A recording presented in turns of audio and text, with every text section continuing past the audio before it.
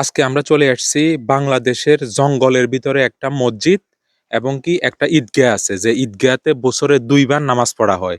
এই জায়গাটা হচ্ছে ভারত বাংলাদেশের লাস্ট বর্ডার। এটার পর থেকে বাংলাদেশের শেষ সীমান্ত। এরপর থেকে পুরা জঙ্গলটার ওই সাইডে হচ্ছে ইন্ডিয়ান বর্ডার। এই জায়গাটা মানুষের তেমন একটা চিনে না, কারণ এটা একদম বর্ডার অঞ্চলে হওয়াতে এবং কি প্রত্যন্ত অঞ্চল। এখানে একটা জঙ্গলের ভিতরে একটা পুরানা মসজিদ আছে। মসজিদটার স্থাপনা কাল আমরা খুঁজে পাই নাই। এটা তবে বহুত আগের, যেটা মনে করলেন যে দেখা গেছে যে এই আজ থেকে প্রায় 700-800 বছর আগের এরকমও হইতে পারে। যারা স্থানীয় মুরব্বীরা আছে তাদের থেকে শোনা। জেলা পরিষদ থেকে দেখেন একটা সিঁড়ির মধ্যে এখানে টাইলস করছে, কিছু সংস্কার করছে। কারণ এই যে দেখেন আমার পিছনে যে একটা বট গাছ দেখতেছেন, এই যে গাছের মধ্যে যে ইটগুলা দেখা যাইতেছে এটাই হচ্ছে সেই মসজিদ। এটার মধ্যে এখন আর নামাজ হয় না। এটা বাদশাহ ফকির যে তাকিয়া এ নামে পরিচিত।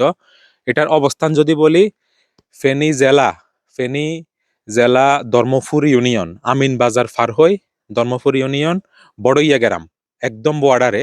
কারণ এর পরে আর কোনো গ্রাম নাই। এটার পরে হলো ইন্ডিয়ার তারকাটা বেড়া। সবকিছু আপনাদেরকে দেখাবো, এখন আসেন আমরা দেখি। এই একটা জায়গা যেখানে মানুষ বছরে 2 বার আসে শুধু ঈদের নামাজ পড়ার জন্য। বাংলাদেশের আর কোথাও এমন আছে কিনা আমি জানি না। এই ফেনী জেলার মধ্যে এমন একটা জায়গা। আমি প্রায় আমার বাসা থেকে 8 কিলোমিটার সাইকেল চালাই আসছি, আমরা 2 জন এই সাইকেলে করে আসছি, এই জায়গাটা খুঁজে বের করছি। কারণ এটা দিয়ে কিন্তু আপনার কোনো ফেনীর যেই দর্শনীয় স্থান লেখে সার্চ দিলে গুগলে আসে না। কিন্তু হঠাৎ করে আমার এক বন্ধু এটার জায়গাটার নাম বললো। তার বাড়ি এখানে আশপাশে। দেখেন আমরা এখন ভিতরে যাব। এই যে এখানে এই বড়ইয়া হজরত বাদশাহ মিয়া ফকির রহমাতুল্লাহ, এই যে ঈদগাহ ফ্লোর মেরামত, এটা জেলা পরিষদ থেকে অর্থায়ন করা হয়েছে। এখানে এমন একটা ভয়ঙ্কর একটা পরিবেশ, একলা কেউ আসতে সাহস পাবে না। দেখেন এটা কিন্তু কবরস্থান, এদিকেও কবরস্থান, এটাও কবরস্থান। আর ঠিক রাস্তা এটা চলে গেছে, যদি এদিক দিয়ে চলে যায় তাহলে ইন্ডিয়ার বর্ডার, ওই সামনে তার কাটা বেড়া দেখা যাচ্ছে। আমরা একটা লোক দেখতেছি, ভিতরে দেখা যায় কিনা।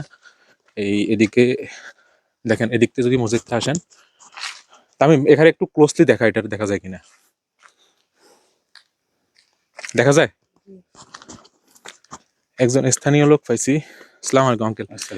এটা এটা মানে শুনলাম যে একটা মসজিদ আছিল। মসজিদ এটা আর আসামে তাই এটা এটার মানে স্থাপনা কাল সম্বন্ধে ধারণা আছে, কবে হইতে পারে বা কবে নাগাদ? না কত ধারণা যেটা যেটা আজীবন দিচ্ছে ছোট কারো দেখছি এটা এখনো এটা এটা এখন মানে এখানে কি একটা ঈদগার মধ্যে নামাজ হয় শুধু বছরে 2 বার? মুসলিম নামাজ কালমা হয় শুধু বছরে 2 বার আসা হয়? বছরে 2 বার নামাজ কালমা হয়। আর জানাজ টানাজ দিতে লাগলে না জানাজ হরে মধ্যে মধ্যে। আচ্ছা, যাই হোক, দেখলেন উনিও এটার স্থাপনা কাল জানে না। আসেন আমরা ভিতরে দেখি এটার কি অবস্থা। এটার ভিতরে কি যাওয়া যায়? আহ শুধু এটার জন্য নিচ্ছি, কারণ আমরা তো এই ব্লগিং করি তো। না না, সমস্যা নেই। আচ্ছা ঠিক আছে, ওকে। হ্যাঁ, আসলে আমরা এখানে একদম বর্ডারে আসছি, তো এখানে আমাদের বর্ডার গার্ড বাংলাদেশ আছে। যাই হোক, এখানে আমরা শুধু ব্লগিং এর ক্ষেত্রে এটা দেখাবো, কারণ এখানে ওনারা ডিউটি অবস্থায় আছে, এটা আমরা দেখাইতেছি না। শুধু এই মসজিদ যেটা এটাই দেখাবো। এই যে দিক দিয়ে আসেন, এই যে দেখেন কি একটা ভয়ঙ্কর একটা অবস্থা। এটা পুরো একটা বট গাছ, দেখেন পুরো মসজিদটারে এখানে মানে ঢেকে ফেলছে। এটার মধ্যে ভিতরে ঢুকার কি জায়গা আছে? আচ্ছা দেখি আমি। ওখানে অবশ্যই বর্ডার গার্ড বাংলাদেশ আছে, আমরা তো মনে হয় যাইবো কিনা কে জানে। এই যে এটা হচ্ছে ঈদগাহ, এটা হচ্ছে ঈদগাহ। এখানে বছরে 2 বার আসা হয় মানুষ। আর বিশেষ করে তেমন একটা সময় আসা হয় না, কারণ এই পুরাটা মনে হয় আচ্ছা ভাই, এটার পর থেকে কি ইন্ডিয়া না ওইদিকে? আচ্ছা, এটার পর থেকে ইন্ডিয়া, আমরা ওইদিকে যাবো না, ঠিক আছে। আর একটু এদিক দিয়ে যদি আসি, দেখেন এই একটু এই সাইডটা একটু দেখাই। এই দেখেন এটা এমন একটা অবস্থা, এটার ভিতরে দেখেন একজন লোক এখান দিয়ে এভাবে যেতে পারি। এই যে আসেন, এই যে এখানে লিখছে, এই যে বাদশাহ ফকির তাকিয়া দান বাক্স। আর এটা হচ্ছে ঈদগাহ। এই ঠিক এই বট গাছটা দেখেন, একদম মসজিদের ইট যেগুলো আছে এভাবে এটাকে একদম লাগে যে কামড় দিয়ে ধরে আছে।